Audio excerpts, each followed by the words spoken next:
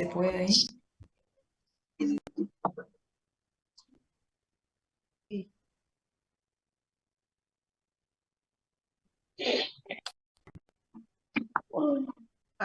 Ahora.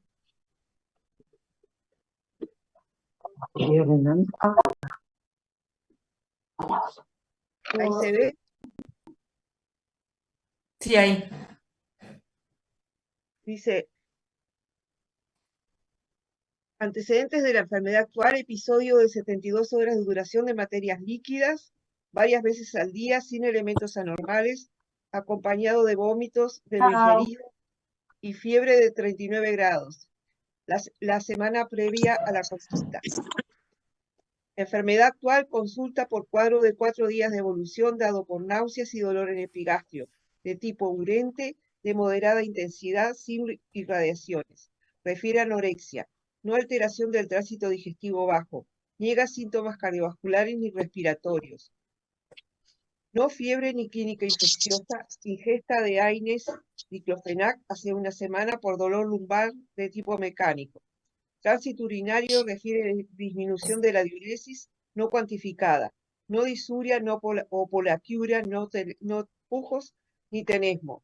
Niega orinas espumosas, no hematuria. Tránsito digestivo bajo sin alteraciones. En el examen físico, lúcida, euneica, lengua seca, pliegue plástico bien perfundida, piel y mucosas normocoloreadas, cardiovascular, ritmo regular, 80 ciclos por minuto, latidos bien golpeados, silencios libres, no ingurgitación ni reflujo hepatoyugular, no edemas de miembros inferiores, neuropulmonar más positivo bilateral, no extractores, abdomen blando, depresible, dolor a la palpación de epigastrio, sin elementos de irritación peritoneal, fosas lumbares, puntos renales negativos. Psiconeuromuscular, Glasgow 15, no rigidez de nuca, no focalidad neurológica. De la paraclínica inicial se destaca hemoglobina 13, plaquetas 220.000, glóbulos blancos 9.300. Azoemia 1,7, creatininemia 4,2, sodio 131, potasio 6, cloro 101. Y ahí vienen las preguntas. ¿Cuál es su planteo diagnóstico? Justifique. Bien. ¿Quién? Ay. Sí, sí, pueden cerrar los micrófonos. Genial. ¿Quién quiere contestar la primera? ¿Querés contestarla tú? Sí, es una ira, ¿no? Por ser un episodio de 72 horas de duración y que apareció posiblemente por esas pérdidas que tuvo, por una infección digestiva baja, con, con, con diarrea y vómitos, creo que decía, ¿no? Sí, además tuvo la ingesta de AINES, o sea, sería una insuficiencia renal aguda dada por caída de diuresis, en la cual no se especifica el volumen para clasificarla, y también por los análisis de sangre que brindan, tiene una hiperpotasemia, tiene un aumento de la creatininemia y de la azoemia. Igualmente no tenemos valores previos de referencia, pero en principio no sería una paciente con una historia previa de ERC, o sea, de una enfermedad renal crónica previa. O sea, podríamos pensar que es aguda de nuevo, digamos. Bien. ¿Alguien más quiere decir algo? Igual, aunque no sepamos si tiene o no, o sea, ella es una persona añosa que es hipertensa en tratamiento irregular. Entonces, capaz que podría tener ya un daño renal previo. O sea, no lo sabemos. Bien. Y es por pérdida de volumen circulante eficaz, porque tiene deshidratación también y por todas esas pérdidas que tuvo. Podemos Ahí va, inferir eso que puede ser renal y también, si en el caso de los fármacos, podría ser renal también. esa es la pregunta 3, igual. En la primera es cuál es su planteo diagnóstico y justifique. ¿Alguien más quiere decir algo? ¿Algo que no hayan dicho? No, no. Bien. Em, También, o sea, podemos empezar hablando un poco de lo sindromático, ¿no? ¿Qué síndrome hacen también? Tiene un ¿Qué síndrome síndrome urémico este tienen? paciente. ¿Por qué? Un síndrome hemolítico urémico desde el comienzo te dice eh, alteración de carácter. Comienza el dolor abdominal, bueno, tal vez eso puede ser por lo infeccioso que vaya a hacer las deposiciones. Y después lo del cambio de carácter, irritabilidad fácil, inversión del sueño de vigilia, toda la alteración y la somnolencia diurna de la alteración del Ah, pero ella no tiene eso. sistema nervioso, después a nivel del... Ah, perdón, me equivoqué de historia. Ah, no, no, estaba leyendo otra cosa, no sé. Justo estaba en otra viñeta, perdón, perdón. Ah, pero ¿por qué tiene un síndrome urémico ella? ¿Qué elementos tiene? Las náuseas y los vómitos, en realidad. ¿Y qué más?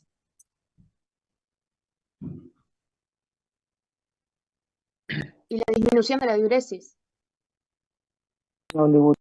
el dolor en el epigastrio. ¿Y algo más? La anorexia también. Está. O sea, podemos empezar diciendo que tiene un síndrome urémico que está dado por las náuseas, el dolor en epigastrio y la anorexia, ¿no?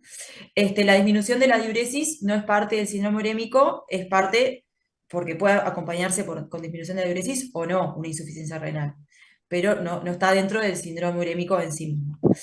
Después, mencionaban los vómitos, en verdad, los vómitos sí son parte del síndrome urémico, pero en este caso, por la historia, por el tiempo evolutivo, parece que el cuadro digestivo lo tuvo previamente, ¿no? Tuvo 72 horas, perdón, una semana previa a la consulta, un cuadro de 72 horas de evolución, que ahí tuvo las materias líquidas, los vómitos y la fiebre. Posteriormente empieza con este cuadro de náuseas, que bueno, no sabemos si las náuseas estaban antes o no, pero ahí las mantiene, el dolor en epigastrio y la anorexia. Y después refiere que tiene disminución de la diuresis, ¿no? O sea, tiene un cuadro de un síndrome urémico de 4 días de evolución, eh, y con la paraclínica también lo que podemos hacer diagnóstico, el diagnóstico sería una insuficiencia renal aguda.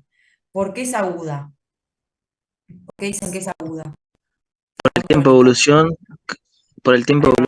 evolución que tiene menor a 72 horas.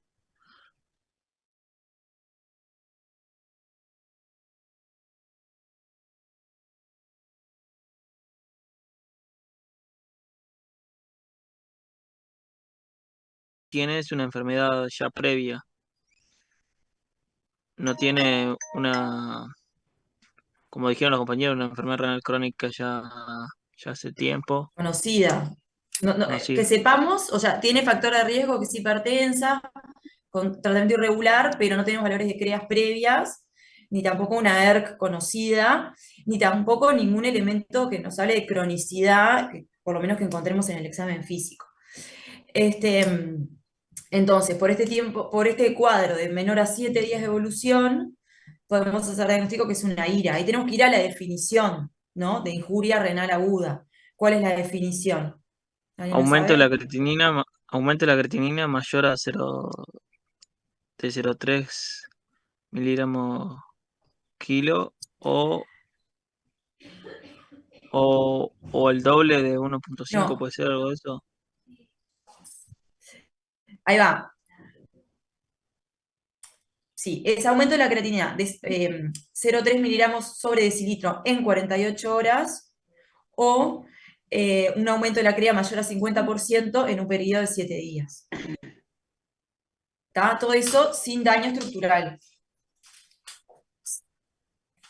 Lo otro que también, otra de las definiciones es una oliguria, que es un volumen de orina de 0,5 mililitros por kilo por hora en 6 horas. ¿Está? Cualquiera de esos tres criterios habla de una injuria renal aguda. ¿Está? Acá, en este caso, no tenemos valores de CREA previas, pero bueno, está. Eso nos juega un poco en contra, como para asegurar que es aguda, pero por el tiempo de evolución de los síntomas, por este síndrome urémico, sí, decimos que es una injuria renal aguda. Tampoco tiene, como dije, ningún elemento de cronicidad del examen físico ni nada. ¿Está? Lo otro que tenemos que decir es que cursa con, ¿qué alteración en los guiones? Una hiponatremia. Una Sí, la hiponatremia hiperpotasemia es como también. aparte. Ahí va, pero una hiperpotasemia, directamente vinculada a la injuria renal, es una hiperpotasemia, un valor de potasio de 6, ¿no? Y lo otro también tenemos que decir la Y el diuresis. cloro, ¿o Sí, no? Que el cloro está pero aumentado, ¿no? directamente vinculado a la injuria renal nos interesa el potasio. ¿Está? El potasio es lo que tenemos que mencionar, si es con normopotasémica o con hiperpotasemia. Acá lo que tenemos es una hiperpotasemia de 6. Y lo otro que tenemos que decir es, por ejemplo, si cursara con alteración del equilibrio ácido-base, que en este caso no contamos con gasometría venosa, pero ahí lo podríamos como también aclarar. Y en cuanto a la diuresis, vieron que ella refería a disminución de la diuresis no cuantificada, no sabemos si es una oliguria, una oligoanuria o una anuria, pero bueno, decimos que tiene disminución de la diuresis. ¿Tá? Como en cuanto a la diuresis también está bueno aclarar. Eso sería como la respuesta más correcta, más completa. Bien, ¿alguien tiene alguna duda de esta pregunta?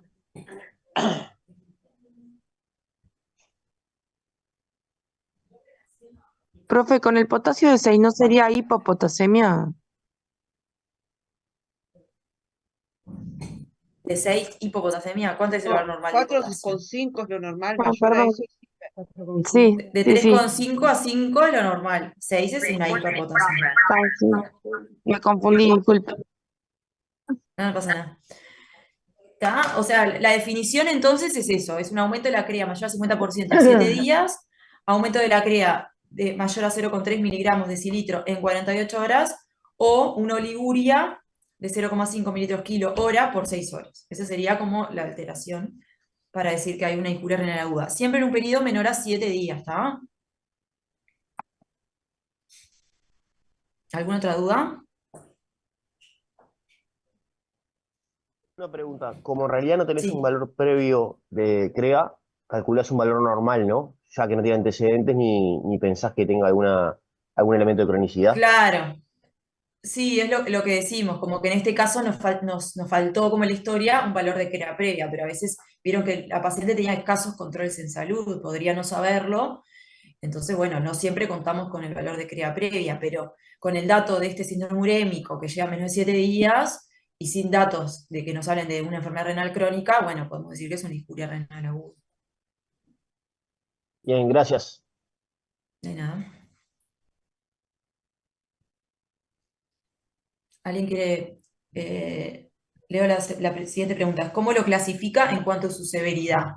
¿Alguien quiere contestarla?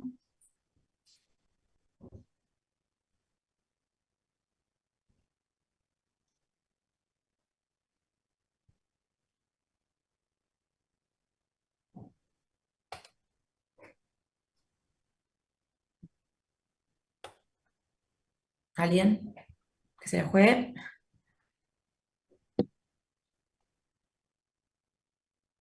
Alguien por ahí había mencionado o había empezado a decir qué clasificación utilizamos. La Está clasificación que utilizamos. Quirino, aquí, Rifle, son unas cuantas, por lo Ahí menos las que va. conozco. Son varias. La más utilizada es la CADIGO para clasificar la injuria renal aguda. Es la que más manejamos. Ah, la severidad iría en el caso de que sería, si es mayor a 80, sería leve el filtrado glomerular. Entre No, eso es para 50 y... calcular, Ah, eso es cuando hablamos esa de es la filtrado enfermedad renal crónica. glomerular en la enfermedad renal crónica. Para la injuria renal aguda usamos CADIGO, que es una clasificación eh, que lo Es clasifica en... Cadigo 3 por la creatinina mayor a Ahí 4. va. Sí, perfecto. ¿Quién contestó? ¿Te animás tenés por ahí la clasificación para comentarla? Sí, creo que sí. No me acuerdo bien, pero Si quieren les la, la, comparto pantalla la Cadigo 1 y es el aumento de la creatinina sérica mayor o igual a 0,3 en 48 horas, o aumento de 1,5 a sí. 1,9 veces la basal. ¿Puede ser? Perfecto. La Sí, 2 es aumento de 2 a 2,9 en la basal. Y la 3 es un sí. aumento mayor a 3, mayor o igual a 3 veces la basal. O un aumento de la creatinina sérica mayor o igual a 4, que por eso esta paciente que tiene 4,2 estaría en esta clasificación. O inicio de terapia de Sí, reemplazo renal. ahí También va. contempla el volumen urinario. Ahí Sí, va como lo también. de la diuresis. ¿Cómo? ¿Cómo es el tema de la diuresis? ¿Cómo es la clasificación En el de la estadio diuresis? 1, el volumen urinario menor a 0,5 durante 6 a 12 horas. En el estadio 2 sería menor a 0,5 durante más de 12 horas. Y en el 3 creo que es menos a 0,3 en 24 horas o anuria durante 12 horas. Ahí va. Acuérdate que esos valores es mililitro kilo hora. Ah. En este Sí, caso, sí, perdón. como dijeron bien, es una CADIGO 3, ¿no? Porque tenemos aumento de la CREA mayor a 4. Ella ya tiene 4,2, así que ya la clasificamos con una CADIGO 3. Eh, si no tendríamos este valor, como que para clasificarlo por CADIGO estaría bueno siempre saber la basal, ¿no? Porque si no, como que es difícil. Pero cuando ya es mayor a 4, ya sabemos que es una CADIGO 3. ¿Tá? O si inicia terapia de sustitución renal, si lo requiere, también ya sabemos que es CADIGO 3. ¿Tá? O sea, la más importante es la CADIGO, con que sepan esa me parece que está bien. Bueno, es la más utilizada. ¿Tá? ¿Alguien tiene alguna duda de esta pregunta? La otra que se puede usar es la rifle también. Pero no, creo que no, con la CADIGO está bien. Bueno, la siguiente pregunta es, ¿qué etiología plantea como desencadenante del cuadro actual y qué otras etiologías conoce? ¿Alguien Está quiere la contestarla? Está la causa infecciosa, como dijeron, Sí.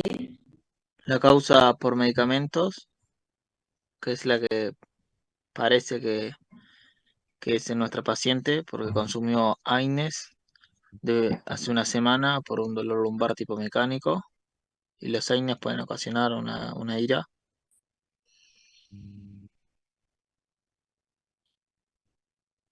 La ira puede ser prerrenal, renal o posrenal según el mecanismo que la genera. Y a su vez, si se mantiene una prerrenal o una posrenal, me puede terminar dañando el parénquima. También, por ejemplo, esta paciente tiene elementos de deshidratación, ingirió AINES.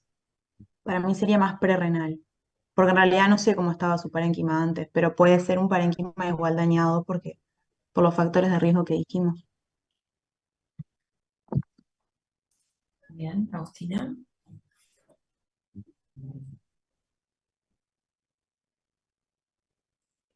Ahí va. Bueno, entonces, ¿cómo se clasifica las etiologías? Por ahí dijeron algo, las clasificamos en prerrenal, renal y posrenal, ¿no? En ella, primero para contestar la primera pregunta, en ella plantearon, ¿qué etiología plantea como desencadenante del cuadro actual? Dijeron los AINES, ¿no? Ella había tenido una ingesta de AINES hace una semana por dolor lumbar de tipo mecánico. Bien, los AINES lo podemos clasificar como a nivel prerrenal o renal también, porque pueden tener un daño en lo que es a nivel prerrenal, porque alteran lo que es la hemodinamia, la perfusión a nivel del glomérulo, la hemodinamia renal, o también pueden tener un daño a nivel renal, entonces se puede clasificar de las dos maneras, los AINES, ¿no? Junto con los AINES, ¿qué otros fármacos conocen? Los Acá. YECA y ARA2. Los IECA y los ARA2. Bien, ella también es una hipertensa que estaba en tratamiento con enalapril, ¿no? Si bien en enalapril seguramente lo recibía hace mucho tiempo, tiene un tratamiento irregular, bueno, quizás capaz que pudieron coadyuvar algo en lo que es la hemodinamia renal. Después, también hablaron de la deshidratación. Vieron que ella tenía un cuadro digestivo, lo que mencionamos, de diarrea y vómitos la semana previa a la consulta. Y después se constatan al examen físico elementos de deshidratación. ¿Cuáles son? La lengua seca. El pliegue hipoelástico. Elástico. Bien, o sea, bien importante valorar el estado de hidratación de un paciente que sospechamos una injuria renal, todos los pacientes, ¿no? Pero en ella sobre todo, y se constata que tiene una lengua seca y un pliegue hipoelástico.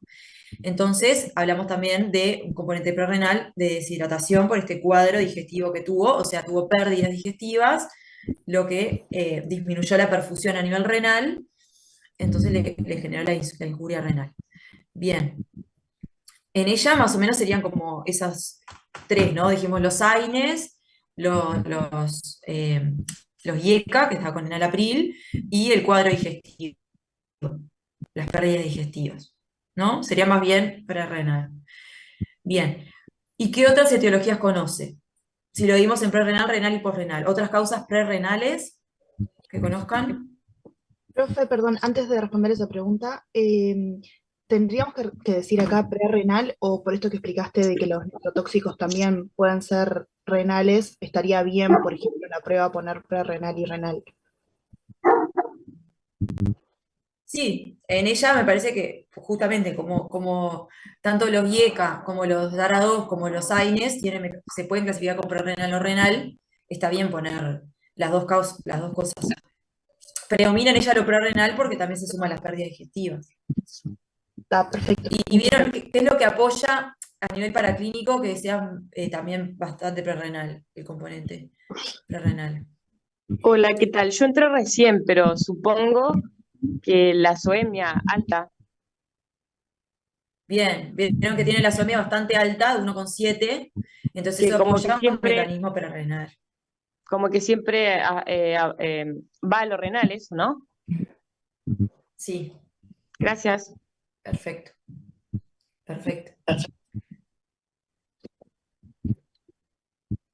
Bien, entonces otros mecanismos mecanismos prerrenales, o sea que disminuyen la perfusión a nivel renal, ¿cuáles conocen?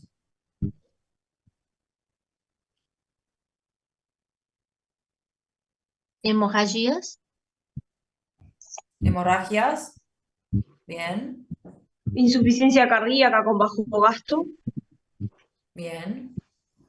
O sea, todo lo que disminuya el gasto cardíaco. Hola Clara. IAM, arritmia. Hola, Pili. Ahí va. Deshidratación. Y vasodilatación También puede puede ser ser, técnica por sepsis. ¿Cómo? ¿Qué perdón. dijeron? Vasodilatación No, que también sistémica. puede ser, no sé, que hable la compañera primero. Perdón, yo pensé que no sabía que le estaba. Habla, habla. No, No, tranqui. que Bueno, también hable puede ser Lady, a veces. Lady. Ah, Acá. Bien. Vasodilatación sistema por sepsis también es lo que va a disminuir el gasto en forma. No sé si me entendí. ahí va. Sí, sí, perfecto. Situación de vasodilatación periférica excesiva, que porque hay tanta vasodilatación va a disminuir el gasto que le llega al riñón. Bien, Graciela, ¿querías decir algo más? No, que otro mecanismo también puede ser de injuria renal aguda cuando se acumula líquido en un tercer espacio, que vendría a ser una hipovolemia relativa. No sé si está bien o Perfecto, sí, perfecto. ese Bárbaro. sería otro. O sea, más o menos todos los prerrenales lo dijeron. Cuando hay una hipovolemia real, eso puede ser por pérdidas digestivas, como en este caso, pérdidas urinarias, por ejemplo, si hay una diuresis excesiva, una diuresis osmótica, por lo que sea, también pueden ser, o sangrados. ¿No? Eso sería todo lo que sean situaciones de hipovolemia real. Se pierde volumen, por lo tanto, le llega menos sangre al riñón. Después, hipovolemia relativa. Hablamos cuando hay un tercer espacio. Si tenemos todo el componente de volumen, de agua, digamos, en el tercer espacio, cuando tenemos edemas generalizados, por ejemplo, cuando tenemos una insuficiencia cardíaca importante o un síndrome nefrótico o una hipoalbuminemia muy severa, vamos a tener todo el volumen en el tercer espacio y ahí también el volumen que le llega al riñón va a ser menor. Eso sería una hipovolemia relativa, ¿no? O sea, real es cuando perdemos volumen y relativa es cuando el agua se va donde no tiene que estar y disminuye el gasto cardíaco. Después, cuando hay una vasodilatación excesiva, dijeron, eso se puede dar en el contexto, por ejemplo, de una sepsis. Básicamente eso. Por ejemplo, también un shock anafiláctico también puede haber mucha vasodilatación. Después, situaciones de bajo gasto, que mencionaban por ahí también, cuando hay una insuficiencia cardíaca muy severa, cuando hay shock cardiogénico, ¿no? Todas situaciones de bajo gasto. Y también cuando hay situaciones, por ejemplo, de vasoconstricción a nivel renal. Eso puede ser por ciertos fármacos, que ahí dijimos, los AINES, los IECA, los ARA2, por ejemplo, la adrenalina o la noradrenalina también, que vasoconstriñen todo lo que son las arterias, pueden generar vasoconstricción a nivel renal, y también lo que le llega al riñón va a ser menor porque el riñón va a estar toda la vasculatura vasoconstreñida. ¿Está? Esto es bien como fisiopatológico. Todo esto sería lo prerrenal. Después tenemos todo lo que es renal. Hay causas renales, ¿cuáles tenemos?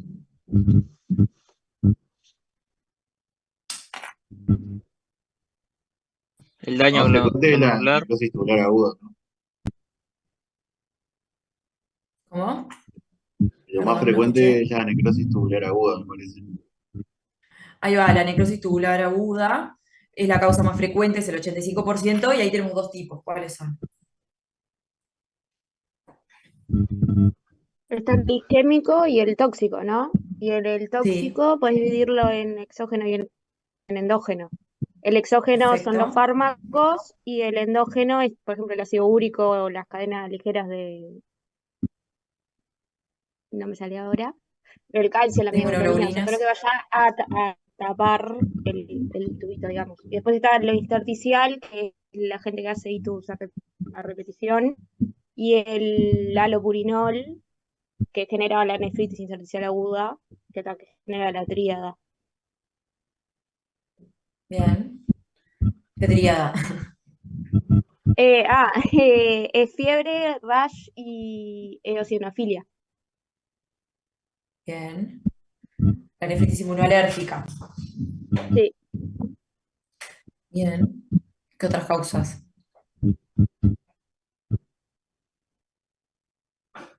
Dentro del renal. Y después está lo glomerular. Bien. Las glomerulopatías y otras causas. Sepsis, Podría estar las hipotensión. vasculitis. Ahí va, dentro de lo vascular, ¿no? Entonces, nosotros tenemos que pensar, ir a renal son cosas que dañan el parénquima renal. Y ahí tenemos que ver por qué está formado el parénquima renal. Entonces lo podemos dividir en lo tubular, en lo intersticial, en lo glomerular y en lo vascular, básicamente. ¿No? Dentro de lo tubular, como dijeron bien, tenemos la necrosis tubular aguda, que es la mayoría, y ahí tenemos dos tipos, la isquémica y la tóxica. La isquémica es cuando una injuria renal prerrenal se perpetúa en el tiempo y ya termina generando necrosis y daño a nivel de las células del riñón, o sea, ya genera un daño a nivel del parénquima renal, entonces es como una prerrenal que se perpetúa y genera un daño isquémico a nivel de las células tubulares, ¿no? Esa sería la isquémica. La tóxica la podemos dividir en, como dijeron bien, tóxicos endógenos o exógenos.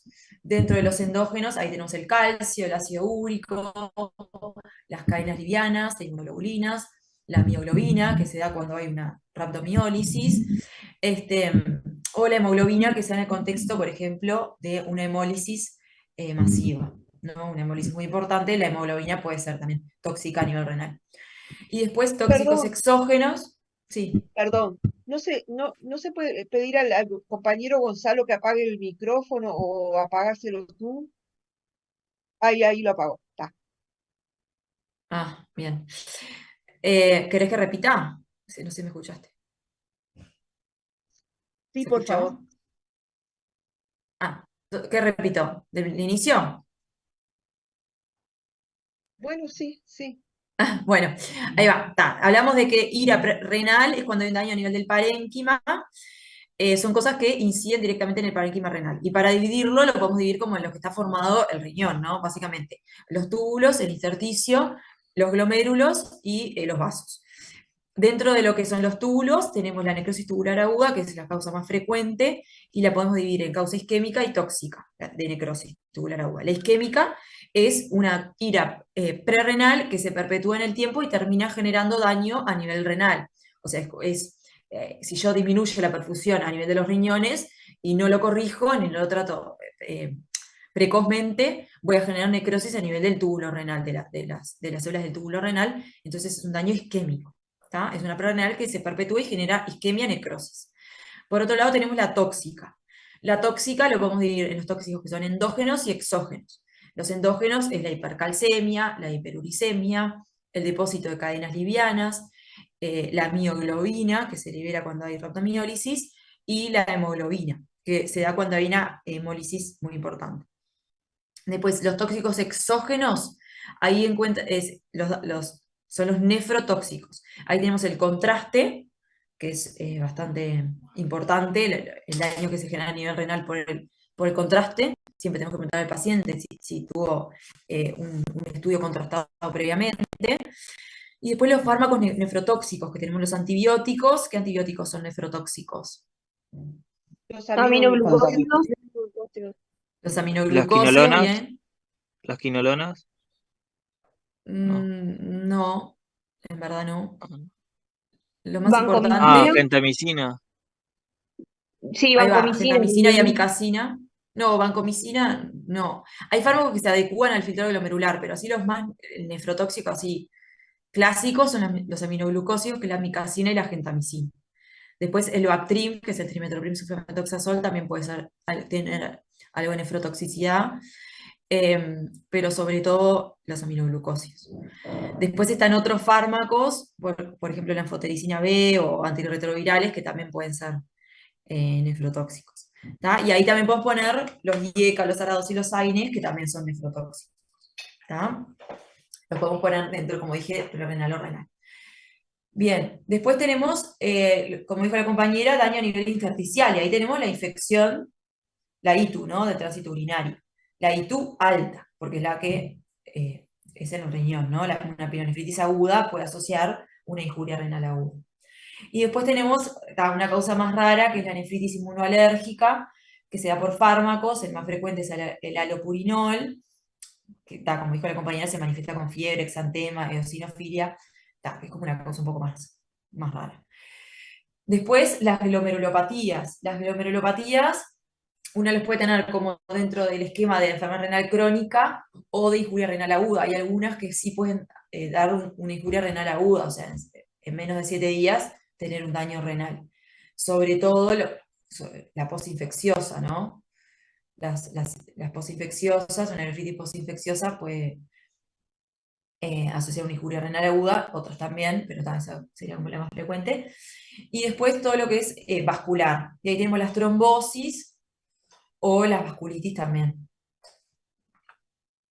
¿Tá? Siempre tenemos que pensar causas de injuria renal aguda, ¿tá? A nivel del parénquima. Bien, y después tenemos lo que son las causas postrenales de injuria renal aguda, que sería cuando hay una interrupción del flujo urinario, que eso termina repercutiendo a nivel del riñón y hago la injuria renal aguda, que puede ser una uropatía obstructiva alta o baja. ¿Alta a cuál se refiere? La pielonefritis que afecta al parénquima. No, no estamos hablando de ¿No? postrenal. Dijimos que la pielonefritis es a nivel renal, porque hay un daño del Claro. parénquima, justamente es renal.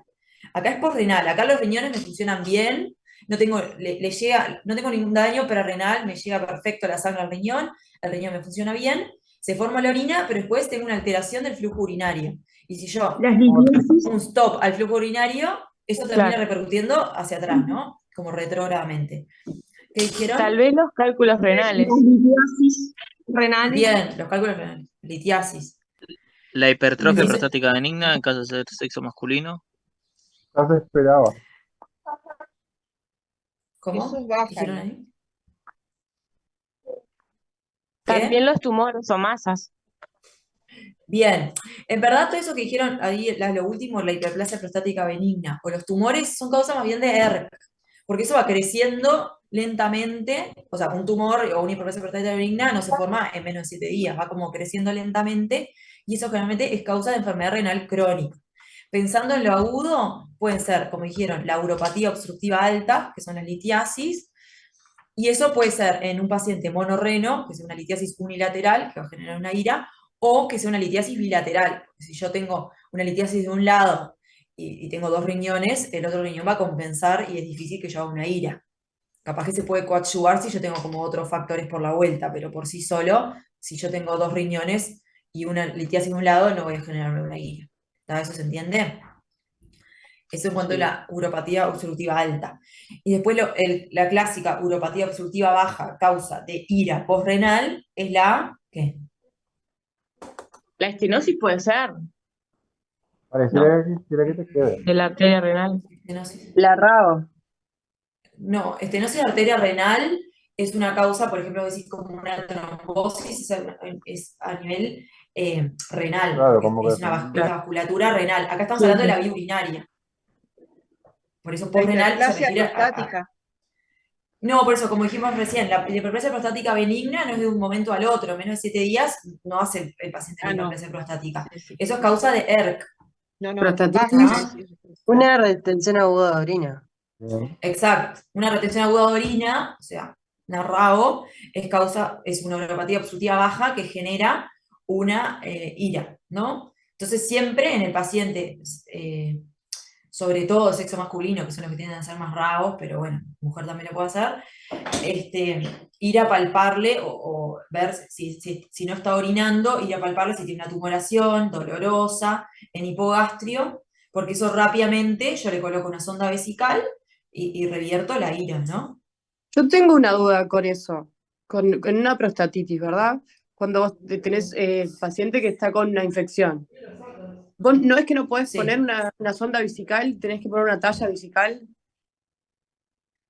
sí. por el tema de la La contaminación? prostatitis es contraindicación de una sonda vesical, si ahí idealmente tenés que hacerlo ver por el Claro. urólogo y que le coloque una talla. Por eso yo Pero tengo una tal, RAO. yo te estoy hablando de una RAO, no tiene por qué ser por prostatitis, hay muchas causas de RAO, hay fármacos, hay otras causas. La hiperplasia prostática benigna de por sí pueden hacer RAOs. Yo pensé que ahí Sí, dijiste que era la más una prostatitis es una enfermedad causa, crónica. pero. ¿Cómo? Perdón, entonces entendí mal, porque cuando dijeron la hiperplasia, tú dijiste que eso era más para enfermedad renal crónica y no tanto una ira. Claro, a ver. La hiperplasia prostática benigna puede generar daño renal, puede generar una enfermedad renal crónica. ¿Por qué? Porque la próstata va creciendo lentamente, va comprimiendo las vías urinarias y puede generar un daño renal crónico. Acá yo lo que me estoy refiriendo es una retención aguda de orina, que la retención aguda de orina es justamente retención aguda de orina. De un momento al otro el paciente no puede orinar, hace lo que se llama un globo vesical. Y globo vesical, la RAO puede ser por varias causas.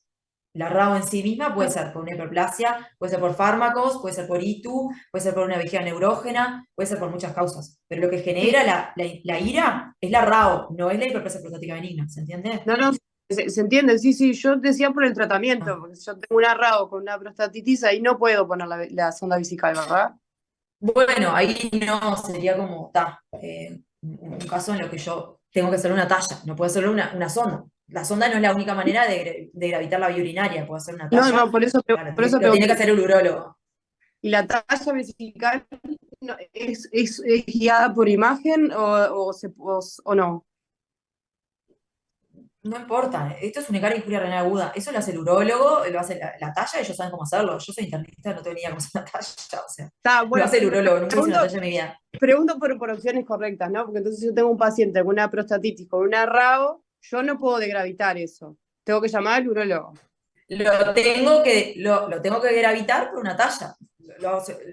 Si sabes hacerlo, lo haces, pero no lo vas a saber hacer, lo va a hacer el urólogo, que es quien sabe hacer esos procedimientos más específicos de urólogo. No te van a poner esa pregunta igual, porque Ah, bueno, no tiene dale, sentido. gracias. Lo importante es de gravitar la vía urinaria, sea por el mecanismo que sea. ¿Tá? Depende de la situación clínica del paciente. Perfecto, gracias. ¿Ah? Eso es como el concepto más importante. Bien, ¿alguna otra duda? Así que estamos hablando de la etiología, ¿está? O sea, repasando, lo dividimos en prerrenal, renal y posrenal. En esta paciente vamos a plantear mayoritariamente un mecanismo prerrenal, lo que ya hicimos, saber que hay otras causas, ¿está? Y siempre pensar causas de injuria renal aguda. ¿Está? ¿Alguna duda de esto? No.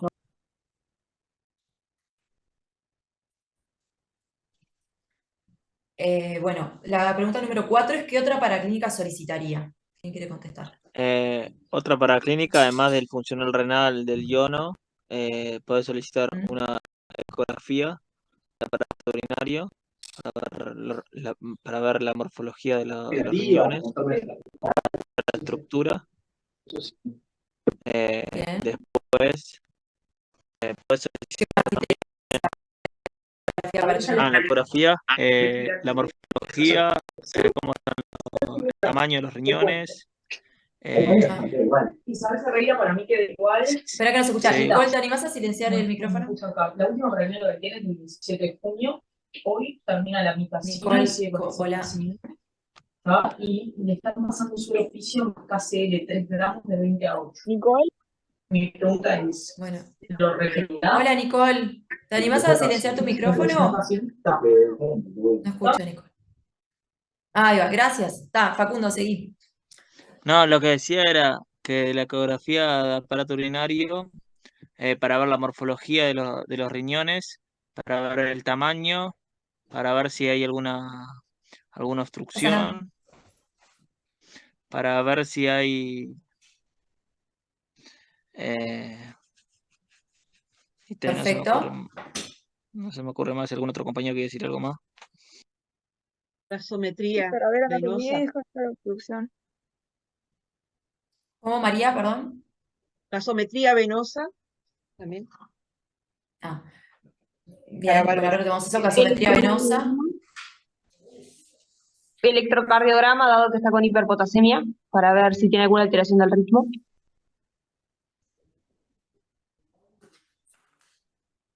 Bien. Eso sería por la hiperpotasemia, ¿no? Se tiene que hacer el electrocardiograma. Bien.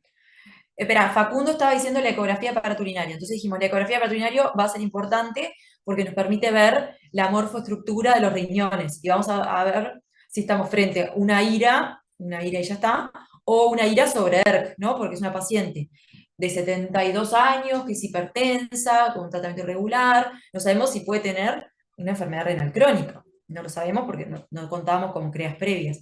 Entonces vamos a valorar elementos de cronicidad en la ecografía paraturinaria. ¿Cuáles son esos elementos de cronicidad? Pérdida de la diferenciación córtico-medular, Sí. disminución del tamaño del riñón, o sea, un riñón más chico, KS2, no sé. Disminución de la corteza. Ahí va. Espesor cortical, bien.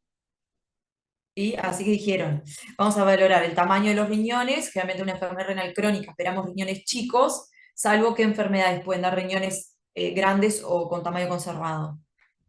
Diabetes. Diabetes. Poliquistosis renal.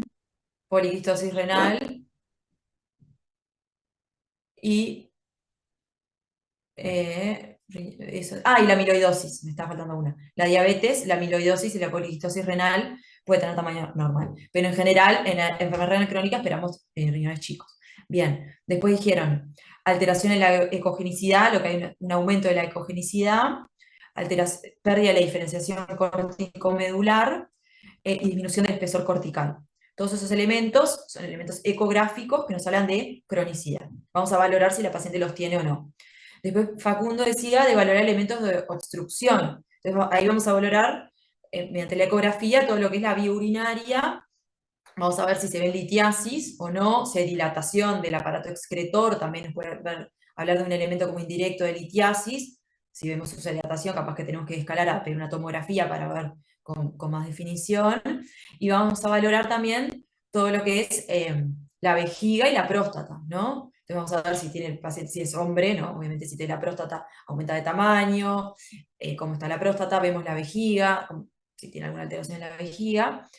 Entonces vamos a valorar todo lo que es el aparato urinario y fundamentalmente nos va a servir para eso, para valorar elementos de cronicidad y para valorar si hay algún componente obstructivo que nos explique esta injuria renal aguda, ¿tá? Que después tengamos que ir a tratar, sobre todo una litiasis. Bien, eso es la ecografía. Después hablaban de la gasometría venosa. La gasometría venosa es re importante. Siempre como el combo renal va a ser la azoemia, la creatininemia, el ionograma y la gasometría venosa. Esas cosas no pueden faltar cuando valoramos un paciente que sospechamos una alteración en la función renal. La gasometría venosa, ¿qué podemos ver? ¿Cómo está el pH? Si hay acidemia o no hay Bien, acidemia. La relación con los iones, el bicarbonato, el APCO2. bien. La PCO2 en verdad me sirve una gasometría arterial para ver los gases en sangre, como el oxígeno o el dióxido de carbono. Me sirve más una arterial que una venosa, porque la venosa va a estar aumentada y no me va a decir nada. Fundamentalmente voy a valorar lo que dijiste, el pH y el bicarbonato. ¿Qué alteración espero? ¿Qué alteración hidroelectrolítica? Acidosis metabólica. Bien, pues se puede acompañar una injuria renal por una acidosis metabólica, ¿no? Hay una retención de hidrogeniones, y hay un desbalance, sobre todo a nivel de lo que es el polo metabólico en la gasometría venosa. Entonces voy a valorar el pH como está y el bicarbonato. Acuérdense que a veces puede estar el bicarbonato bajo, pero con un bicarbonato bajo, ¿verdad? Y el pH está normal porque todavía no bajó, entonces hay lo que se llama una acidosis sin acidemia, eso también puede estar. Bien, y eso va a tener implicancias en el tratamiento. Me interesa saber si hay acidosis metabólica o no. Bien, ¿qué otra paraquímica voy a pedir? El electrocardiograma para la hiperpotasemia. Electrocardiograma, dijeron, como tipo de potasemia, está bueno contar con un electrocardiograma. Sabemos que el potasio puede dar arritmias en el corazón, entonces tener un electrocardiográfico de hiperpotasemia. ¿Qué podemos ver por hiperpotasemia? Ondas T picudas. Bien, Un segmento PR acortado. sí. ¿Y el QRS cómo puede estar? Más afinado puede ser. No, el QRS al revés. QRS ancho y T picudas. Ese sería como las alteraciones principales. La T picuda, yo siempre me acuerdo, la mnemotecnia, los que fueron estudiantes míos ya lo deben saber, que el potasio se esconde abajo de la T. Entonces, si yo tengo una T picuda, tengo que sospechar en hiperpotasemia. Y como tiro la T para arriba, como que cincho y el QRS se ensancha. Eso es una pavada para acordarse. A diferencia de la hipopotasemia, que me da una T aplanada y el QRS va a estar finito. ¿Está? Bien, ¿qué otra paraclínica pediría? Examen de orina con sedimento. Perfecto, ¿qué me interesa el examen de orina? La osmolaridad. Porque podemos saber de esa manera si es también renal, la injuria o prerrenal. Porque podemos encontrar sangre, cilindros hemáticos, eritrocitos dismórficos, podemos encontrar, no sé, Bien. Eso en cuanto al sedimento, me decís. sí, en cuanto al sedimento. Bien. ¿Qué más? ¿Qué más podemos ver en el examen de orina?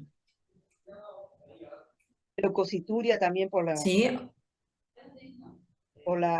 diarrea Sí. que tiene, puede ser. No, porque por la diarrea. Porque Esto puede estamos ser viendo cosas a nivel de la infecciosa. orina. La diarrea no tiene Claro. que ver. Pero pues, no puede ser infecciosa.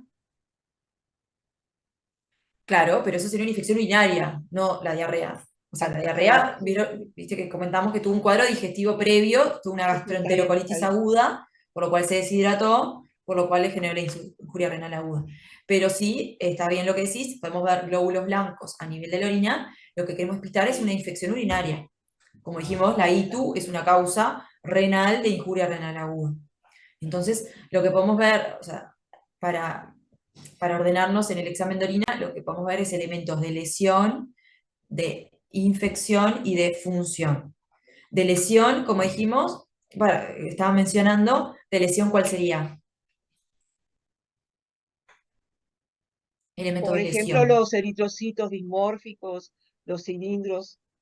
Todo eso me está hablando como de alteraciones del sedimento, porque por un lado tenemos el examen de orina, que vieron que el examen de orina si lo vieron en el laboratorio, me informa como pH, glóbulos blancos, glóbulos rojos, densidad, nitritos, estearasas. Eso es como el examen de orina, es lo que se fuera como el citoquímico.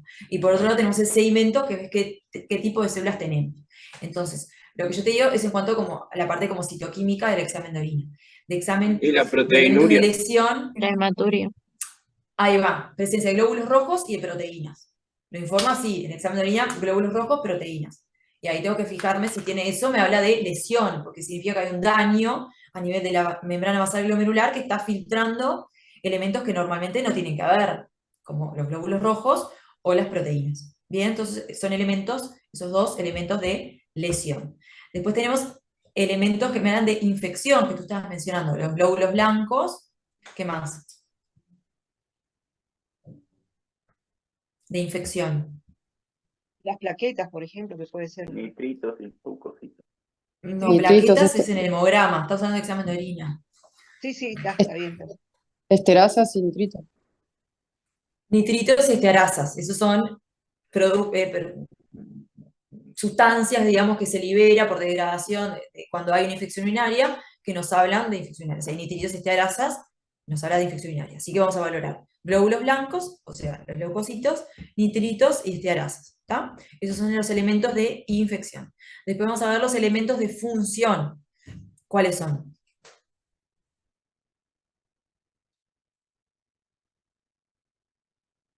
Densidad y Básicamente es el pH. pH y la densidad. Bien, si está aumentada la densidad o disminuida, nos puede hablar como de alteración en la función, y bueno, y el pH también es como un elemento de función. Bien, y por otro lado, lo que mencionaba María es el sedimento. Vamos a ver el sedimento, qué es lo que tiene, si tiene cilindros, si tiene glóbulos rojos, ¿no? Y qué tipo tiene, ¿no? Entonces eso nos va un poco a orientar a la etiología, ver el sedimento. Porque si tiene cilindros granulosos, ¿de qué nos puede hablar? Daño de los túbulos. Del glomérulo, sí. Del glomérulo. Bien, nos puede hablar como de una glomerulopatía, ¿no? Si tiene cilindros, porque estamos hablando de que la proteína salió del glomérulo y ya salió con forma de cilindro, entonces nos habla más bien como alteración en el glomérulo, lo mismo que también lo que dijiste, los glóbulos rojos dismórficos. También son glóbulos rojos como rotos que vienen del glomérulo, es como si fuera una hematuria, pero bien alta del glomérulo. ¿Qué más podemos ver? Alteraciones en el sedimento.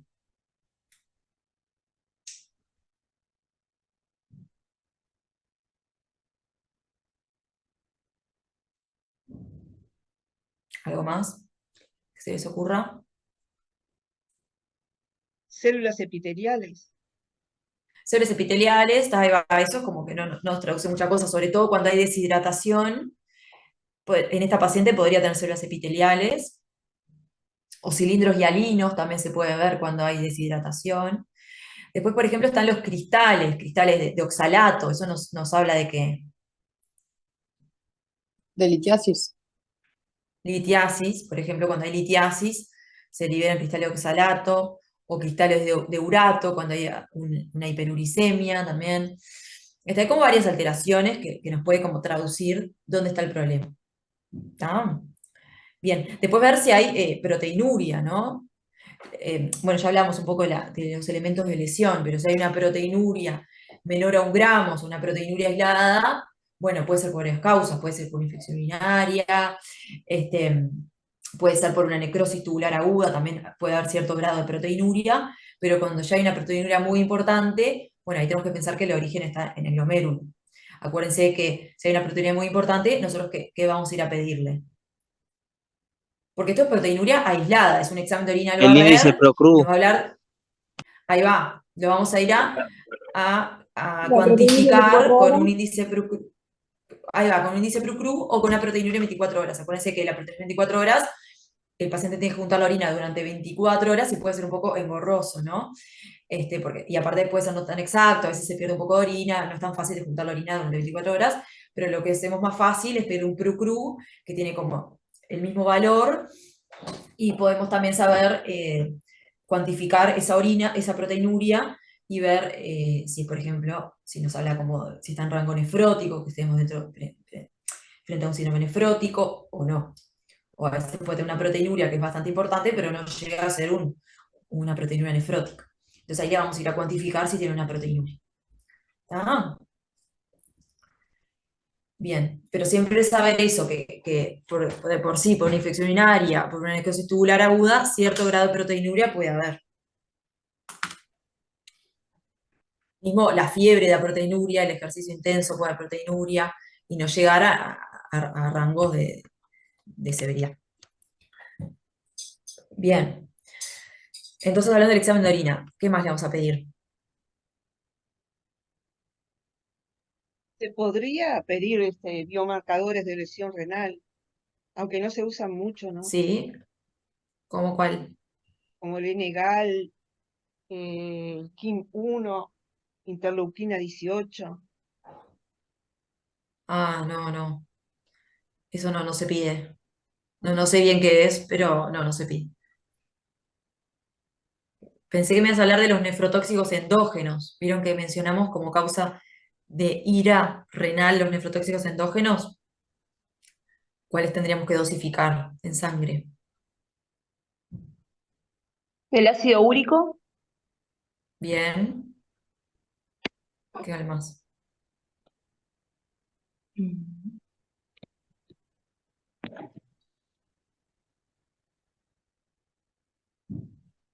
La ¿Alguno más? mioglobina. La mioglobina.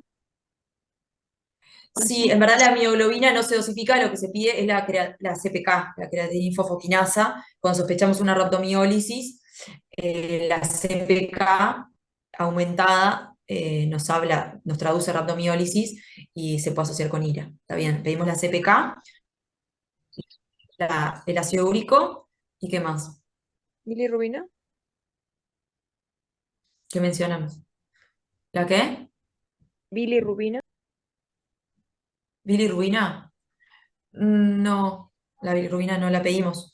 O sea, eso se cuenta entre las funciones de hemograma hepático si sospechamos una hemólisis, por ejemplo, pero no por nefrotóxico endógeno. ¿El calcio? El calcio, exacto. Vamos a dosificar el calcio, el ácido úrico y la CPK. Todo para valorar nefrotóxicos endógenos. Bien. Las cadenas livianas no las pedimos, a no ser que sospechemos una alteración de una gamapatía monoclonal. Y tal, eso. Esa aclaración nomás. Bien, ¿qué más? De la mano del examen de orina, ¿qué otra cosa más vamos a pedir de orina?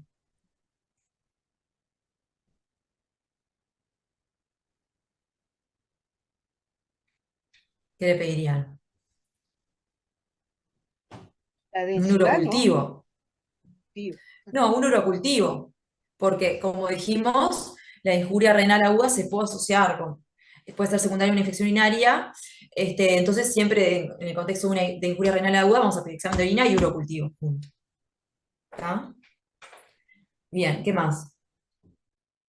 Más o menos todo, dijeron. La gasometría venosa, el examen de orina, el urocultivo, calcemia, uricemia, la CPK, la ecografía preurinaria y un electro.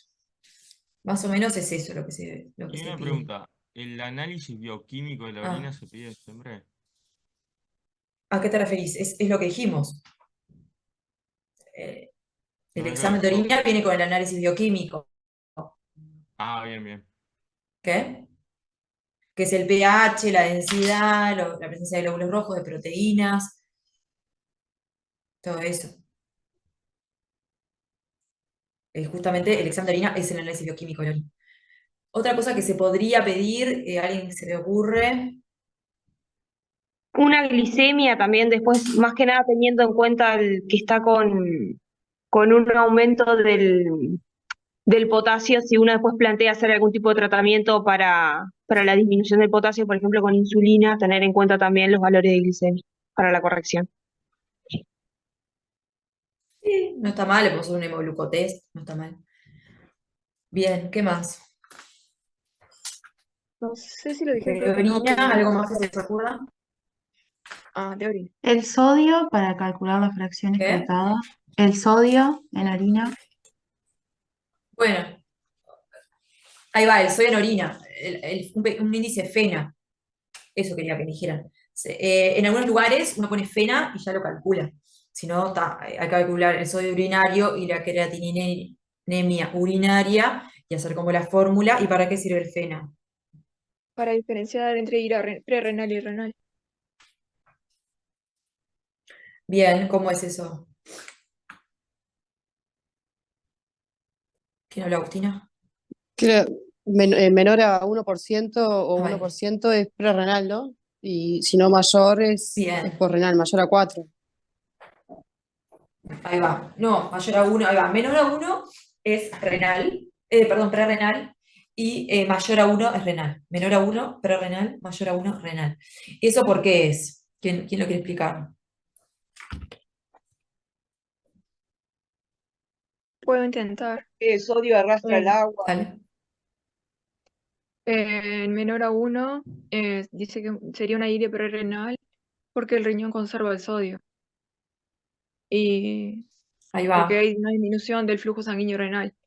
Y mayor a 2, o sea, mayor a 1, como dices tú, donde hay un daño renal directo, va a afectar la capacidad del riñón para reabsorber el sodio.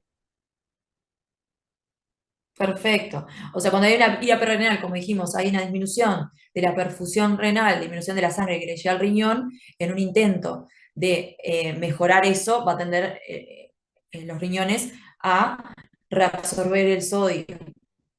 Al reabsorber el sodio, también se reabsorbe agua, entonces la orina va a ser más concentrada, y bueno, entonces el sodio, como dijimos, el sodio va a estar, urinario va a ser menor, entonces el FENA va a ser menor 1%. ¿Tá? Esto no sucede cuando hay un daño a nivel renal. Bien, lo que hay es un hiperaldosteronismo secundario, que es lo que hace que se reabsorba el sodio, y hay un intercambiador entre sodio y potasio, entonces se reabsorbe sodio y se libera potasio. Entonces la orina va a tener menor cantidad de sodio y mayor cantidad de potasio. Y a su vez se estimula la hormona antidiurética para reabsorber agua, cuando hay mecanismo prerrenal. ¿Está? Bien, entonces le podemos pedir un FENA si nos quedan dudas del mecanismo para distinguir entre prerrenal y renal, nos sirve el FENA. Bien, básicamente sería eso. Pasamos a la siguiente, si nadie tiene ninguna duda.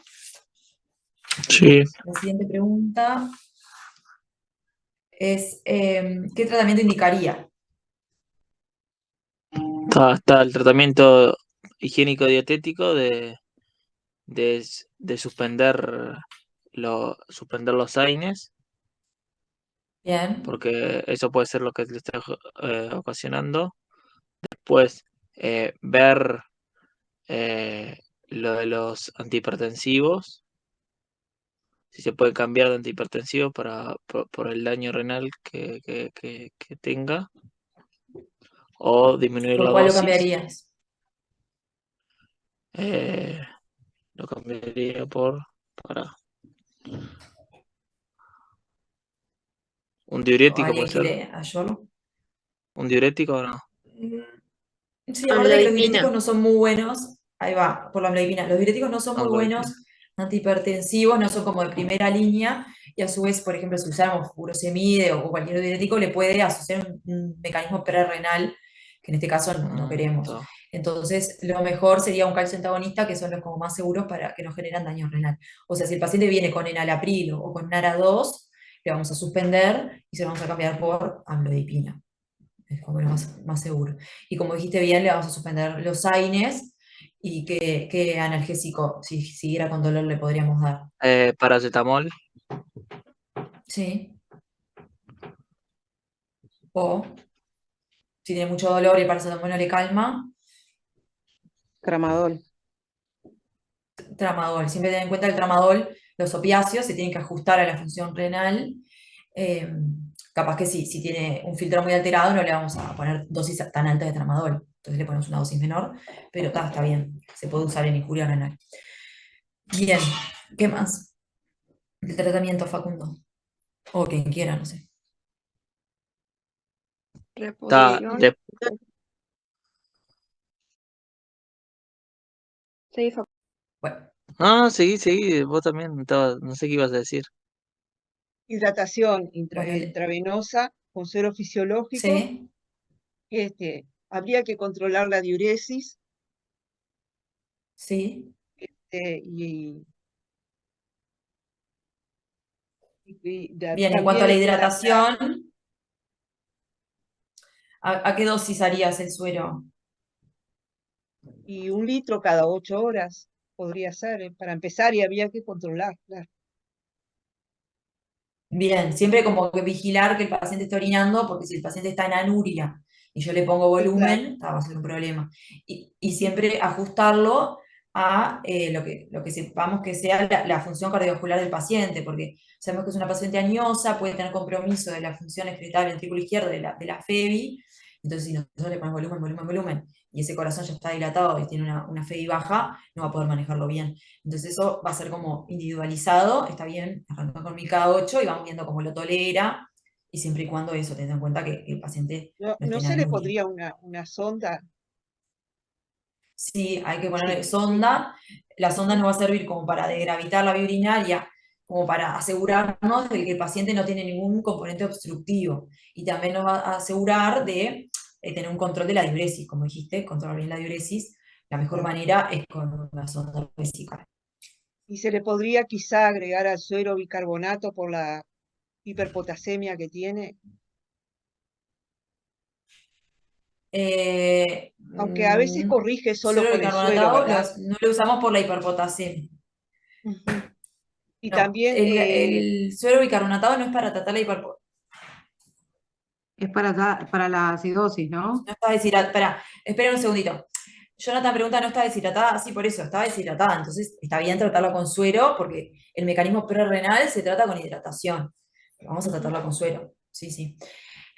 María, lo que dijiste, el suero bicarbonatado es para tratar la acidosis metabólica, no por la la acidosis, hiperpotasemia. sí. La Sí, sí, acidosis sí. metabólica, no sabemos si la tiene porque no te contamos con gasometría venosa, pero si la No, no tuviera, sí tenemos. podemos indicarle suero bicarbonatado. Ah, Generalmente cuando el pH es menor a 7,1, un suero bicarbonatado por vía periférica, un sexto molar. Acuérdense que es un sexto molar por vía periférica. no, Pero una la consulta, hiperpotasemia se podría tratar con salbutamol, ¿no? Bien, tenemos que tratar la hiperpotasemia. ¿Cómo vamos a tratarla? Ujú. ¿Con salbutamol? ¿Qué Sí, más aunque podría a veces usar? corrige ya con hidratarlo, corrige porque a veces puede ser de No, concentrado. acuérdense que el potasio es lo que más nos va a importar, porque el potasio es lo que mata al paciente, tiene riesgo de arritmias. Entonces no Sí, vamos a esperar a que se corrija sola, quizás no. Lo vamos a tratar. Dijiste bien con el Gluconato de salbutamol, calcio. le vamos a indicar una serie de salbutamol. Gluconato de calcio, ¿para qué me sirve el gluconato de calcio? Para estabilizar la membrana cardíaca, para evitar las arritmias. Bien, bien, estabiliza la membrana cardíaca, no me baja el potasio, no me sirve para tratar el potasio, pero sí lo voy a usar cuando hay hiperpotasemia por el riesgo de arritmias, para estabilizar la membrana cardíaca voy a indicar gluconato de calcio. ¿Se acuerdan de la dosis? Creo que se podía No, hacer una toma de 1 gramo en 10 minutos, pero lento por el riesgo de paro cardíaco y luego se puede dejar con una bomba de infusión continua. Creo que era 5 miligramos kilo hora o algo así que se podía hacer una dosis de mantenimiento. No, lo que hacemos es una ampolla de gluconato cada 8 horas. No, no se hace en bomba ni en bolo, no, no. Es 1 gramo cada 8. Una ampolla cada 8. Ahora no me acuerdo bien de cuánto es la ampolla. No me acuerdo si es de 20. Aunque sepan que es una ampolla cada 8 está bien. ¿Y Después se lo podría chequean eso porque utilizar ahora no me acuerdo bien de los insulina? miligramos. ¿Se podría utilizar insulina y suero Bien, glucosado, por ejemplo? se puede, siempre es peligroso por el tema de la insulina, que el riesgo de la hipoglicemia, o sea, no podemos hacer iatrogenia y generarle al paciente una hipoglicemia severa porque puede ser muy dañino y potencialmente letal. Entonces siempre lo tenemos que asociar con el suero glucosado. Esto, en verdad, no lo usamos en la práctica porque sí, tiene sus riesgos, solo se puede hacer o en una emergencia o en un CTI, en la sala no, riesgo de hipoglicemia. Pero sí vamos a utilizar el salbutamol, bueno, como dijeron, el gluconato, pero no para bajar el potasio, sino para estabilizar la membrana cardíaca. ¿Qué más se podría utilizar? Más fármacos más seguros.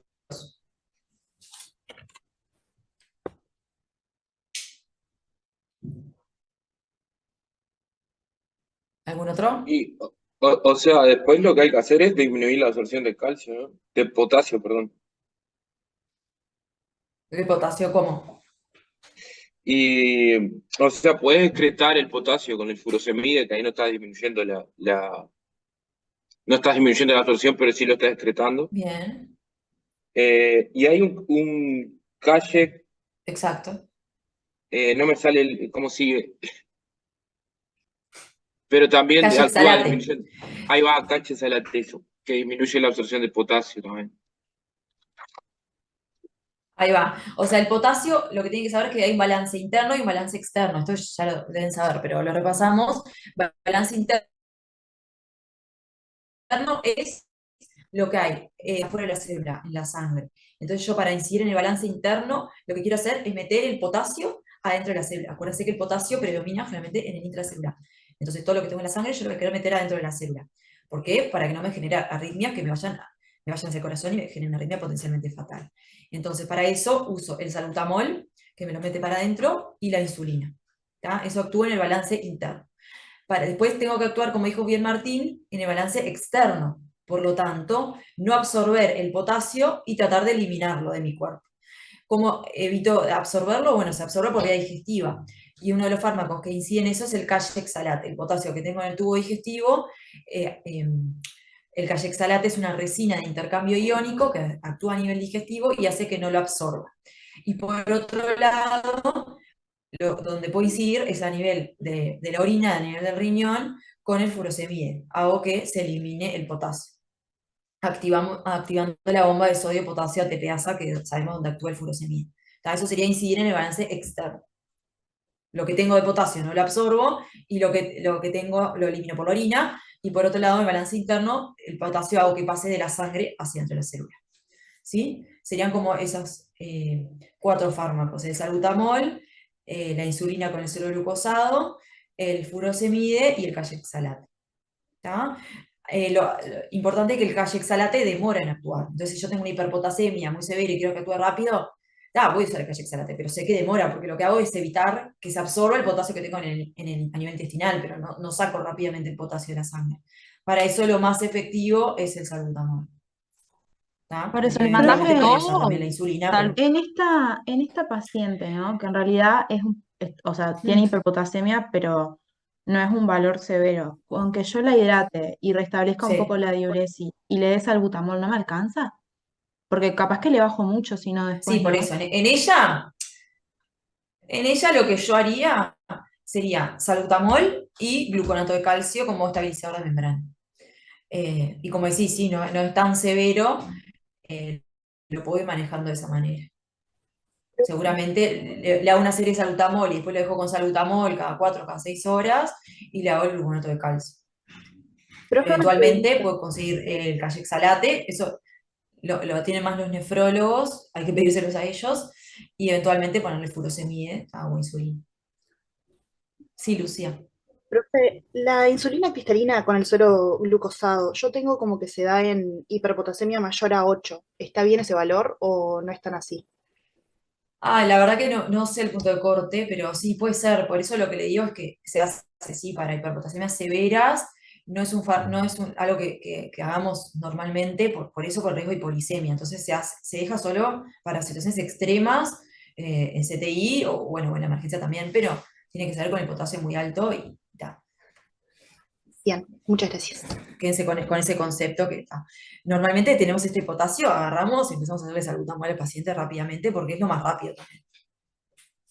El salbutamol, disculpa, ¿cuántas las series? ¿Cuántos puff? Es individualizado, no está como muy pautado, pero le podemos hacer una serie como hacemos, no sé, 6 puff cada 15 minutos por 1 hora Ahí y, va. y después le dejamos con un salbutamol reglado. Perfecto. Bien. ¿Qué más del tratamiento que se les ocurra?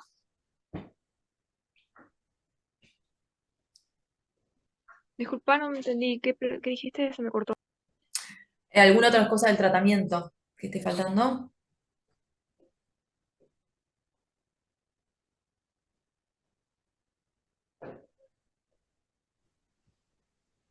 Por ejemplo, bueno, protección gástrica, nunca se olviden, sobre todo la hiperuricemia da como gastritis, entonces puede tener como tener hasta una hemorragia digestiva, así que sí, le podemos usar ranitidina intravenosa, que sería adecuado, siempre acordarse de eso. Después, en cuanto a la tromboprofilaxis, es un paciente que va a estar con vías, va a estar en reposo. ¿Qué harían? Ah, heparina bajo peso molecular, 1 mg/kg. ¿Cuál Día. es la dosis de tromboprofilaxis? 40, miligramos día, ¿no? 40 miligramos. 40. Acuérdense que no se ajusta al kilo, salvo que sea como un obeso extremo, eso es para la anticoagulación, que se hace cada 12, pero cuando es tromboprofilaxis, bien, 40 miligramos subcutáneo día, sería como lo más adecuado. ¿Y qué tenemos que tener? ¿Qué precaución tenemos que tener? Infiltrado glomerular. Bien, ¿cómo es eso, Si es más Alfonso? o sea, si es más de 30, le das 40, y si es menos de 30, se lo bajas a 20. La mitad. Exacto. Hacemos la mitad de la dosis, si es menos de 30, lo ajustamos al filtro glomerular y en vez de poner 40 ponemos 20. Bien, siempre lo ideal es hacer como un score, por ejemplo, el score de Padua, para ver si tiene riesgo de enfermedad trombólica venosa, y bueno, y ahí ver si requiere tromboprofilaxis y teniendo estas disquisiciones. Después, en cuanto a la hiperuricemia, vieron que dijimos que la hiperuricemia puede ser eh, generador de ira renal. ¿Con qué lo tratarían? ¿Y cuándo se trata?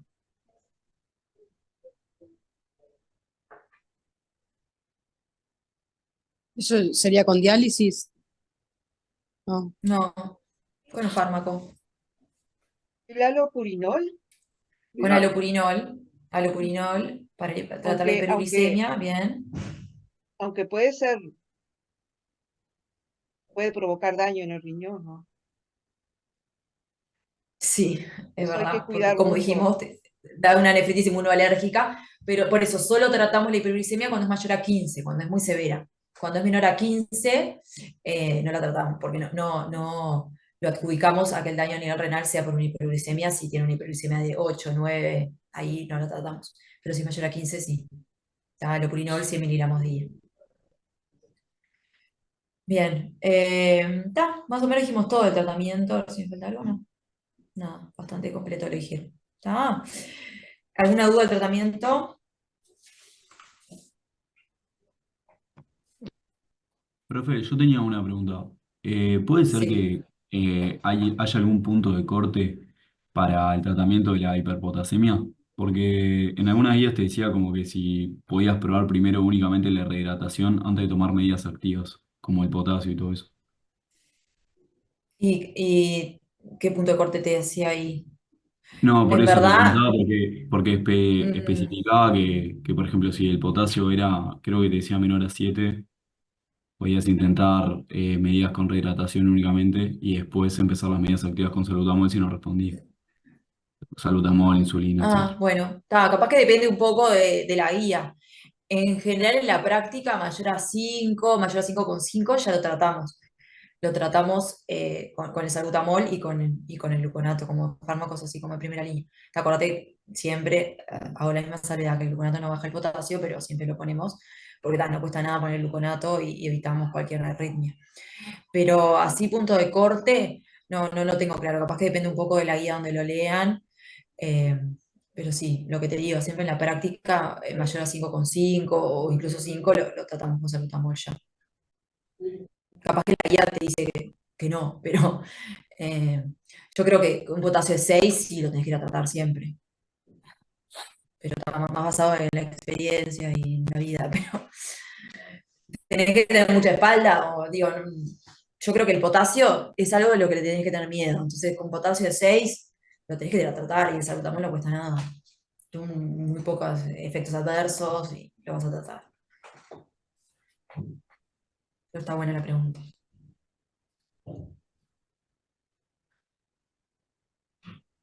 ¿Alguna otra duda? Bueno, siguiente pregunta es, ¿cuáles son las indicaciones de hemodiálisis de urgencia? Ahí sería la hipervolemia refractaria, la oliguria, la anuria, la hiperpotasemia, más de 6,5, o cambios en el electrocardiograma, la acidosis metabólica con un pH menor a 7,1, resistente al tratamiento, y signos de uremia como pericarditis urémica, neuropatía, miopatía o encefalopatía. ¿Y no es la uremia Sí, mayor a 300? También, otro corte, otro punto de corte. sí, eso también va a depender un poco de dónde lean, porque a veces te pone como los valores de ASO y de CREA dentro de los criterios de hemodiálisis y a veces no. Claramente una CREA como muy importante mayor a 8 o una ASO mayor a 2 puede ser criterio de hemodiálisis, pero lo más importante es que sean refractarios al tratamiento médico. Primero uno va a intentar el tratamiento médico y si es refractario, uno le da como una chance que responda, y si no responde, sigue con esos valores alterados, bueno, ahí vamos a llamar al nefrólogo y ver si tiene indicación de terapia de sustitución renal de urgencia, fundamentalmente de hemodiálisis. Pero básicamente es lo que dijo la compañera, la anuria, la encefalopatía urémica, la pericarditis urémica, un potasio mayor a 6,5, un pH menor a 7,1, y ahí pueden poner la ASO mayor a 2 o la CREA mayor a 8, que bueno, eso es también medio discutido. Y bueno, y ya está, la acidez metabólica ya lo dije. Pero lo más importante es esto, que sean refractarios al tratamiento médico. Primero vas a intentar tratamiento médico. ¿Está? Van a ver que los puntos de corte también pueden variar un poco, depende de dónde lo lean. Martín Curadosi, sí. Sí, profe, no, discúlpame. Cuando vos estabas diciendo lo de la hiperpotasemia recién como indicación de sustitución de diálisis, es que vos diste un número 6,5, dijiste, pero estamos siempre hablando de Sí, refractaria, ¿no? No. O primero vamos a intentar que sí, por disminuya. eso, Ah, está. Ah, no. Me había quedado colgado eso nomás. exacto. Gracias. No, está perfecta la pregunta. Todo esto es siempre refractario al tratamiento médico. Yo no voy a decir, tengo un potasio de 6,5, ya diálisis. No, porque la diálisis tiene sus riesgos, no es tan sencillo, ¿no? Entonces, lo más rápido y lo más eficaz, lo de primera línea, es el tratamiento médico. Cuando no responde, bueno, ahí podemos pensar en diálisis. Ese es como el concepto que se tiene que llevar. Disculpa, ¿es mucho pedir que repitas, dijiste anuria, encefalopatía, pericarditis urémica, potasio mayor a 5, y me faltaron 2 o 3 cosas? No, a 6,5, potasio mayor a 6,5 o mayor a 7. Ah, 5 no, 6,5, mayor a ok. 6,5 o 7. Después el pH menor a 7,1. Y según donde lean, pueden ver la ASO mayor a 2 y la CREA mayor a 8. CREA mayor a Pero 8. y tampoco ningún valor por sí solo es criterio de diálisis, porque siempre primero tratamiento médico y después veo si no corrige diálisis. Y siempre lo voy a ir hablando con el nefrólogo, que es en definitiva el que va a indicar la diálisis.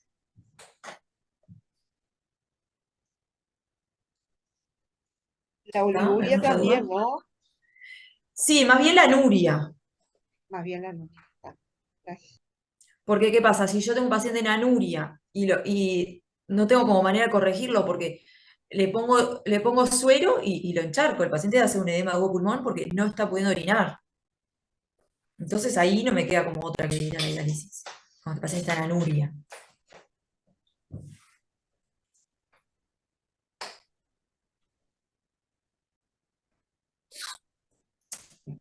Bueno, la 7.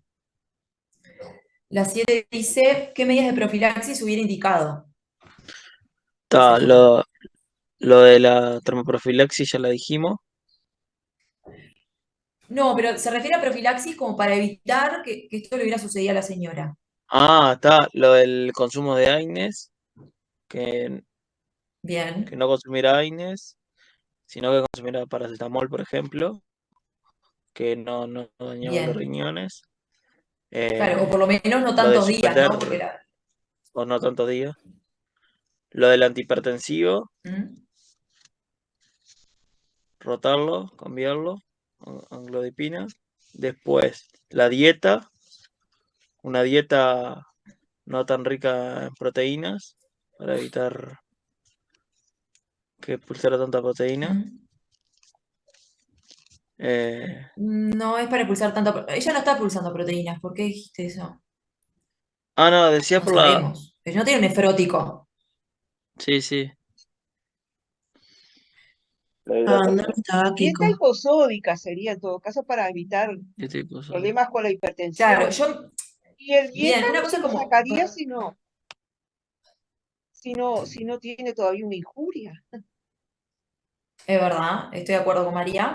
Eh, una cosa, claro, capaz que lo que está contestando más bien Facundo sería como prevención secundaria, para evitar que esto le siga Ah, sí, progresando, ¿qué medidas tomo? Pero creo que la pregunta igual se la refería primaria. a qué profilaxis hubiera indicado antes que la señora tendría antes que tuviera que consultar por este cuadro. ¿Qué hubieras hecho? Si, por ejemplo, te consultaba cuando estaba con el cuadro de diarrea, ¿qué hubieras hecho ahí? Hidratación, más que nada, ¿no? Hidratación. Claro, es una paciente añosa de 72 años que está con un cuadro de gastroenterocolitis aguda, con materias que moviliza varias veces en el día, más los vómitos. O sea, tiene todo para deshidratarse, ¿no? Pues de por sí es añosa. Los añosos toman poca agua porque tienen menos estímulo de sed. Y todavía se le suma la diarrea y los vómitos. Esto era como crónica de una muerte anunciada que iba a terminar con injuria renal. Es una paciente aparte predispuestas, añosas, hipertensa, entonces no sabemos si tenía algo de ERC previo, pero este cuadro digestivo habría que haberlo tratado oportunamente con hidratación, insistir que la señora tome agua, o si yo capaz que soy el médico de radio, la voy a ver en domicilio, veo a esta paciente que está con tanta diarrea, tantos vómitos, le pongo un suerito, ¿no? Para evitar que se deshidrate. Bien, eso es como la profilaxis. Sí está bien lo que dijo Facundo, de capaz que decirle, señora, no tome tanto diclofenac, porque esto le puede generar una insuficiencia renal. Entonces lo cambian por paracetamol, ¿no? O por lo menos no tomarlo durante, no sé, tantos días seguidos, tomarlo, no sé, 2 días, pero no más que eso. Bien, todo es profilaxis primaria. Y después, por ejemplo, también estaría bueno como identificar a los pacientes de riesgo, medio que por la misma línea que lo que comentamos, es una paciente añosa, hipertensa, si fuera diabética, o si fuera un hombre con un síndrome prostático, que podríamos sospechar una hiperplasia prostática benigna, todos elementos que sabemos que pueden ser generadores de enfermedad renal crónica.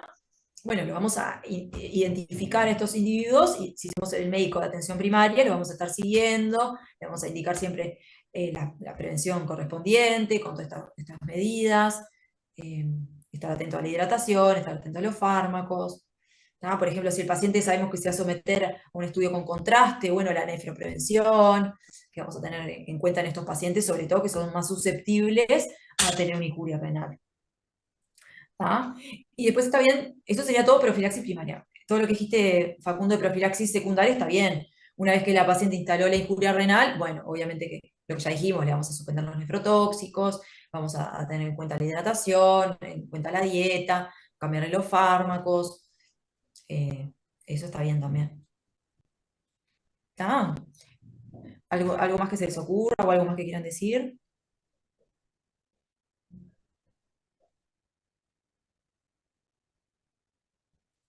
¿Alguna Si le van a duda? hacer contraste, ¿qué medidas se pueden tomar para que no le haga tanto daño? Bueno, eso se puede usar. Un paciente que tiene riesgo de injuria renal o que ya tiene una enfermedad renal crónica conocida, le te podemos indicar suero bicarbonatado o suero fisiológico antes y después del estudio. Se puede hacer con una dosis de 500 de suero fisio antes y después o de suero bicarbonatado.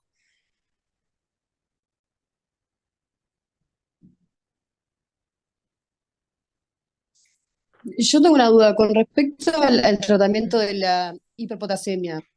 Uno de los tratamientos que se podía hacer también era la pérdida de potasio a través del diurético y hablamos de furosemide.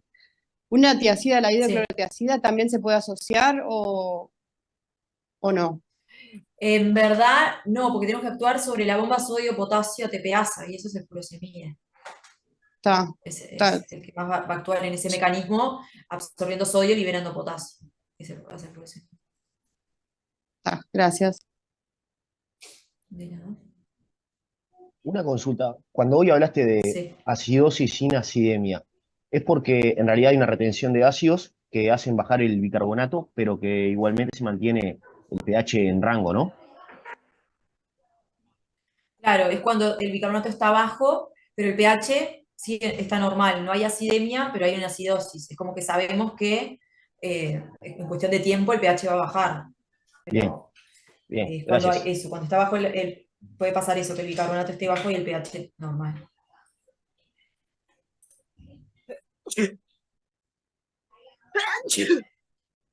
Salud.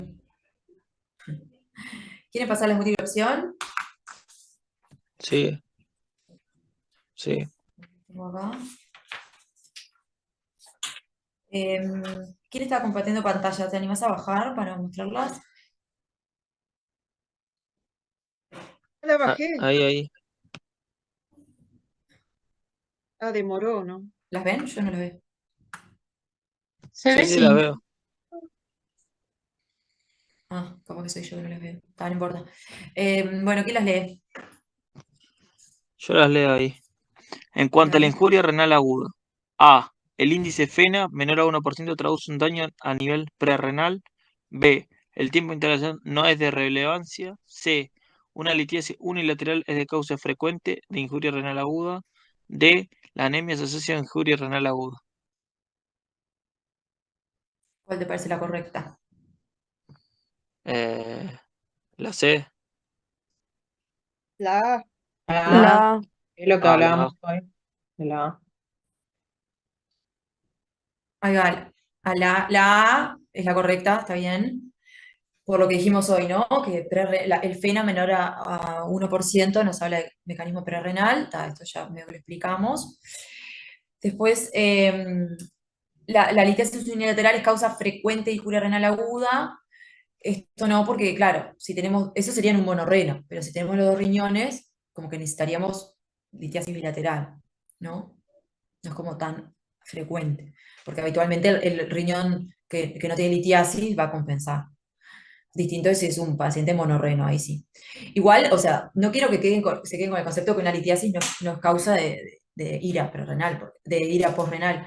Es causa sí, pero salvo estas aclaraciones, eh, pero sí puede ser también coadyuvante si tengo otro mecanismo, ¿no? Bien, y después, el tiempo de instalación no es de relevancia. Bueno, esa es falsa, ya elegimos, ¿no? Porque tiene que ser un periodo menor a 7 días. Entonces eso es importante. Y después la anemia se asocia con injuria renal aguda, esta porque es falsa. Puede ser Se más en asocia más cronicidad, con ¿no? Por el déficit de eritropoyetina. Ahí va, es de cronicidad. Justamente la anemia es un elemento de cronicidad por el déficit de eritropoyetina que se puede dar una enfermedad renal crónica. En la aguda todavía tengo eritropoyetina. Entonces eso es bien un elemento de cronicidad. Bien. La segunda pregunta, ¿quién la lee?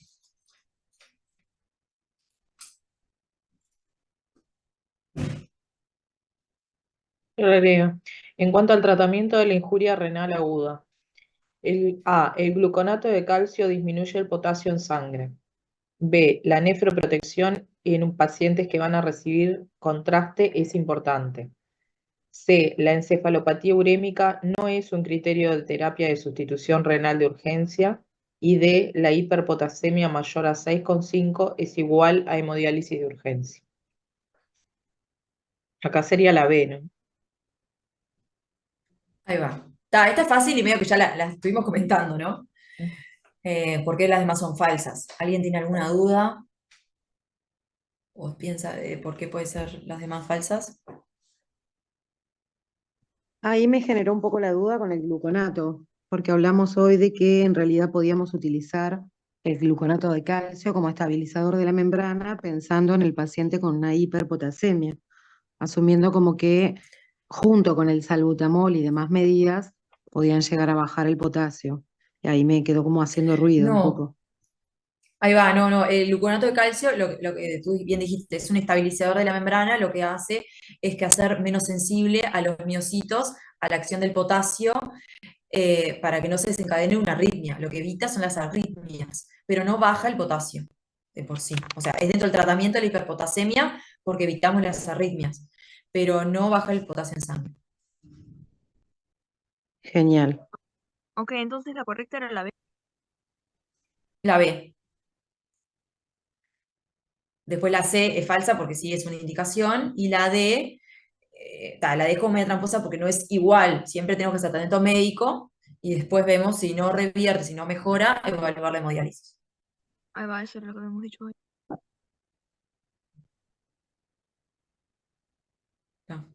Estas son También las si preguntas, nada, como una para pregunta, discutir algunos conceptos nomás.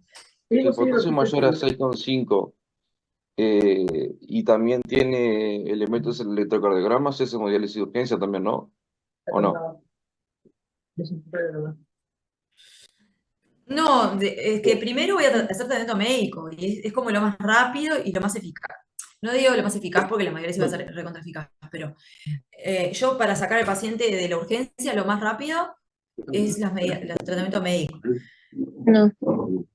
Si el potasio está, es como un poco, acá no está tan como pautado, ¿no? Porque es la práctica, uno empieza con tratamiento médico y si yo tengo un potasio de 8, bueno, voy llamando al nefrólogo, porque tampoco es decir, ay, bueno, salbutamol y va a corregir con 8, yo ya me asusto y voy llamando al nefrólogo.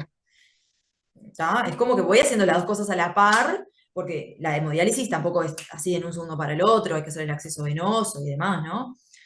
Entonces, mientras voy haciendo tratamiento médico y con 8, bueno, obviamente quizás voy a terminar en hemodiálisis de urgencia, pero primero mientras tanto el tratamiento médico, ¿no?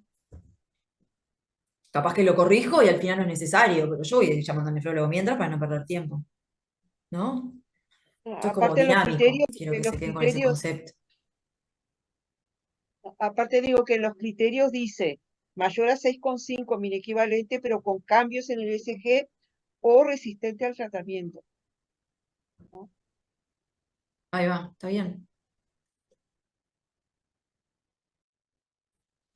Yo tengo una pregunta. ¿Cuál es Bueno, el valor de azoemia normal? O sea, porque siempre lo veo alterado y nunca sé cuál es el valor normal.